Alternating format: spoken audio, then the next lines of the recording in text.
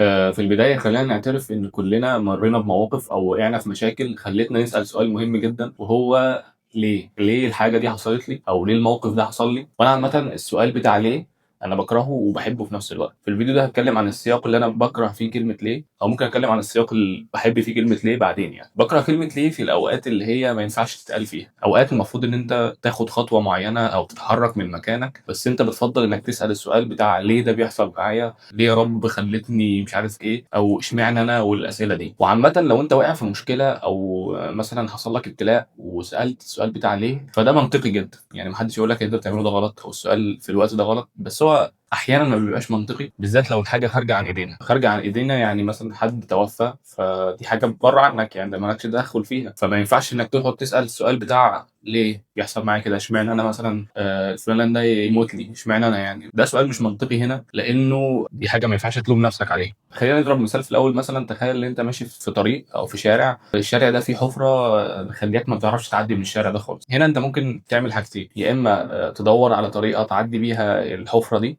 او تعدي بيها الشارع، او الناحيه التانيه ان انت تقعد تندب وتقول ليه ده بيحصل معايا، وليه في حفره في الشارع، ازاي يحصل حاجه زي كده، وانا هعمل واسوي، وما تعديش الشارع في الاخر وتضيع وقت. اعتقد المثال ده وضح شويه الكلام اللي انا عايز اقوله، ان احنا بنكون حصل لنا المشكله وقعنا خلاص في الابتلاء او في المشكله او الحاجه الصعبه اللي احنا فيها، الحاله الصعبه اللي احنا فيها، بس المشكله ان احنا بنغرق بقى جواها، نخلي الحزن والقلق والمشاعر السلبيه دي كلها تسيطر علينا فترات طويله. انا عارف انه كده كده لما بيحصل لحد مشكله او بيحصل له ابتلاء طبيعي جدا يزعل وطبيعي يحزن، ويعني شفنا قصص كتير جدا سواء في القرآن. قصة السيدة مريم تقريبا كلنا حافظينها، لما كانت حامل سيدنا عيسى عليه السلام تمنت ان هي تموت، قالت يا ليتني مت قبل هذا وكنت ناسيا منسيا. تمنت الموت بسبب الموقف اللي هي فيه، بس ده ما خلاهاش تروح تنتحر مثلا. فهنا الحاله دي من الحزن والمشاعر اللي انت بتعيش فيها بعد المشكله ما بتحصل لك هي طبيعيه جدا، ولكن الفكره انك ما تغرقش فيها، ما تفضلش قاعد فيها كتير، لازم تاخد خطوه تخرجك منها.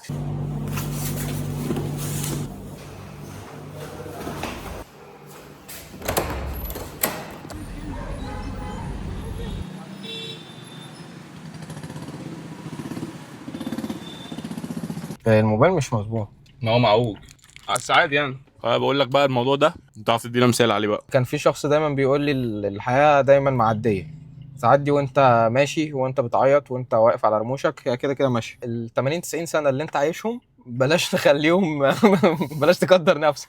يعني حاول تعيشهم مبسوط، لان كده كده الحياة ماشية، سواء انت عشتها حزين، عشتها سعيد، عشتها فعلا ماشي على رموشك، انت هتعيشه. فانت الزعل او الحزن هو طبع بشري، انت لازم تزعل شوية، ولكن لازم تتخطاه. والانسان خلق ان هو بينسى، وطالما بينسى اذا هو يقدر يتخطى.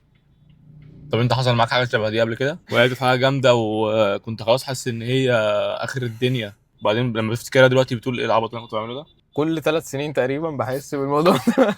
كل 3 سنين بحس اني كنت زعلان على حاجات ما تستاهلش. وهي دي بقى النقطه، ان هو الوقت بيعدي، فلو ما استغلتوش دلوقتي فضلت عايش في الدوامه دي هتندم بقى بعدين لما تكبر في السن، او يعني مش عايز اقول هتلاقي اللي حواليك، لان انا مش بحب موضوع المقارنه، بس هتبقى لوحدك في الغالب. هتبقى كل الناس بتتحرك وانت عمال ترجع لورا، يعني انت اصلا مش واقف مكانك، كل حاجه بتمشي قدام وانت بترجع ورا. فهي دي النقطه. بس كده كده كلامنا اصلا مش المفروض ان هو هيفرق مع حد، او مش انا اللي اجي اغير حياتك، انت اللي تعملها. فهو كلامنا اللي هو ايه، ممكن يكون حد محتاج يسمع ده، بالظبط. حد قاعد مثلا لوحده زعلان محتاج يسمع ده مثلا. وانا عارف ان الموضوع تقيل، فكره ان احنا بنقول قوم خد خطوه او اعمل حاجه، ممكن يكون تقيل على واحد حزين او مكتئب، بس انت لازم تعمل ده. عايز اقول حته الحزن، وانت حزين، مهما حد نصحك او حد قعد معاك او حد قال لك ان هو مر بالتجربه دي، ما اعتقدش ان انت بتسمعه او بتحس اصلا ان كلامه صح. دايما بتبقى شايف ان انت تجربتك اسوأ منه مليون مره. طالما انت شايف كده فما تستناش ان حد يجي يقومك، طالما مشكلتك هي اكبر مشكله في الكون. ده شعور طبيعي يصيب كل انسان فينا، فمفيش حد غيرك هيجي يحلها ابدا. بتبقى مخيفه في الاول بصراحه، يعني بتبقى انت رايح في المجهول، لو انت رايح لحاجه جديده، يعني كنت قاعد في حته معينه وبعدين رايح حاجه جديده، تبقى رايح للمجهول، في الموضوع بيبقى مقلق كده ومخيف. بالظبط. بس والله مجرد ما بتمشي في الطريق بتتضح المعالم بتاعته، فهي دي النقطه. يعني ما عايزين كانش نرسل تحيه لدهشور الجندي المجند يوسف عماد الدين صبري، الراجل بيقضي الخدمه، راجل عسكري. لو شاف الفيديو ده ينفخنا في الغالب، فيعني ما ربنا تزعلش يا يعينه اسطى والله، ويوفقه جت فجاه. كانت ما فجأة. تزعلش، هي جت فجاه يعني. لا نزل. عايزين نقول حاجه اخيره. دايما طول ما انت بتكبر هتحس ان مشاكلك اللي كنت زعلان عليها بقت قليله. وخلينا نضرب مثال، انت لما بتكون طفل بقى كل همك انك عندك كل يوم مدرسه، واجباتك بتاعت الماس كتير شويه، او ان الماس طالبه جلاد اصفر او احمر حسب الماده. بتكبر شويه بتراهق، بتحس ان البنت بتاعتك لما سابتك هي كانت ما كانش اسوأ عندي حاجه. البنت بتاعتي اسكت. يعني، دي حاجه مش اسكت. مشكله مش عامه، بس ماشي. ماشي. هتكبر شويه كمان، تبدا تحس ان الجيش هو اكبر مشاكل الدنيا، وهتخلص الجيش هتحس بعد كده ان الجواز هو اكبر مشاكل الدنيا، والجيش ده كان حاجه سهله. فدايما كل ما بتكبر بتحس ان المشاكل اللي فاتت كانت ولا حاجه. اتفضل. لا، العامل المشترك في ده كله مم. ان هي مشيت، ماشي. ان هي كذا. ان الدنيا ما وقفتش. بالظبط، حتى لو زعلت شويه اكيد هتزعل شويه، بس بالظبط. الدنيا هتمشي معاك ما تقلقش. في حاجه لاحظتها دلوقتي، ان احنا بنقول بديهيات. بنقول بديهيات، والغريبه ان البديهيات دي بقت الناس بتنساها يعني. احنا كشباب اغلبنا مش في الدوامه، عايش في دوامه ونسي البديهيات دي، دي بيبقى حقيقة. محتاج حد يفكروا بيها. بس عشان كده الواحد بيطلع الكلام ده يعني. واحده من الحاجات اللي خلتنا نتكلم في الموضوع دوت هو الثانويه العامه. في ناس بعد الثانويه العامه ما قدروش يتخطوا فكره ان هم جابوا مجموع وحش، او ان هم جابوا مجموع مش اللي هم كانوا عايزينه، ومش قعدوا في كده مثلا اسبوعين ثلاثه اللي هو بعد النتيجه وخلاص دخلنا الكليه والدنيا مشيت. لا، في ناس بقالها سنين عايشه في اللحظه دي، لسه عايشه في الحته بتاعت انا ليه حصل معايا كده، انا ليه انا اتظلمت، انا مش عارف ايه، وخلاص بقت هي دي الحاله اللي هو عايش فيها، ان هو ضحيه الثانويه العامه. وانا عارف ان الثانويه العامه هي حاجه الناس بتكبرها قوي فبتبقى مسيطره على الشخص، ففكره انه يخرج منها دي صعبه، ولكن يا معلم احنا مش هنفضل كده كتير يعني. خلاص الحاجه عدى عليها سنين، وبعدين بقى هنعمل ايه؟ ده المهم. برضو واحده من الامثله المشهوره جدا وهتلاحظها حواليك، تلاقي شخص مثلا بيقول لك انا مش عارف اتعلم لغه، عندي مشكله في اللغه، وتلاقيه بقى عايش في الدور قوي اللي هو مش هينفع، انا حاولت كل المحاولات وما نفعتش ومش عارف ايه. تمام ماشي، وبعدين بقى يعني هنعمل ايه دلوقتي؟ او واحد مثلا عنده ماده معينه صعبه فمش عارف يذاكرها، عمال يشتكي ان هو مش عارف يذاكر. ايوه وبعدين يعني هنقعد بقى نقول اصل انا دماغي مش عارف مالها، واصل مش عارف ايه، وبعد الشكوى اللي انت اشتكيتها دي هنعمل ايه بقى؟ يعني هندخل نذاكر الامتحان، ولا هنقعد نشتكي ونندب؟ فدايما هتلاقي نوعين من الناس بعد الحاله بتاعت الحزن. يعني الحزن وقت حدوث المشكله او وقت حدوث المصيبه انك تحزن، ده شيء طبيعي. ما بعد ذلك بقى في نوعين: اللي هيفضل غرقان زي ما قلنا، يفضل غرقان ويقول ليه واشمعنى انا، وليه يا رب خلقتني مش عارف ايه والقصص دي. او النوع التاني اللي هو ها وبعدين بقى، يعني هنعمل ايه؟ إيه الخطوه الجايه؟ إيه الحاجه اللي المفروض نعملها عشان نخرج من ده؟ هنعمل ايه بعد كده؟ فالنوع التاني ده حاول تكون منه، لانه ده اللي هيخليك تتحرك. لان الدنيا مش هتقف، الحياه مش هتقف بحاجه حصلت، لا الدنيا بتفضل مكمله عادي جدا.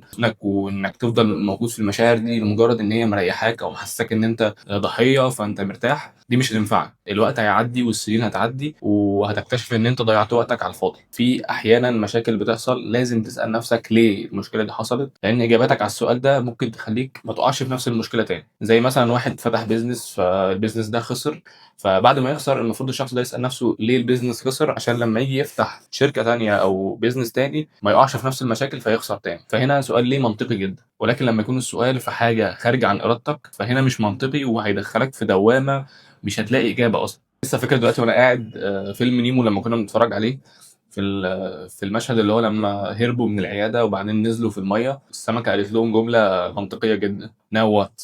يعني هنعمل ايه دلوقتي بعد ما هربنا ونزلنا الميه؟ هنعمل ايه بقى؟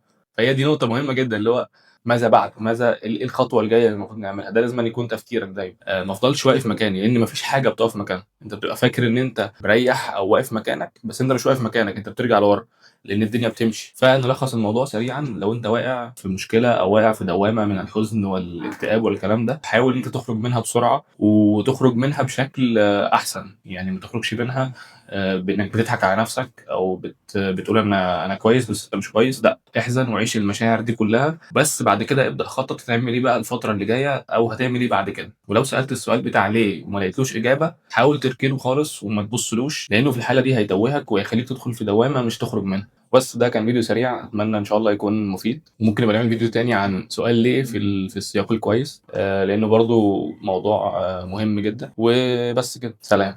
auf Wiedersehen. اللي هو قال عليه ده.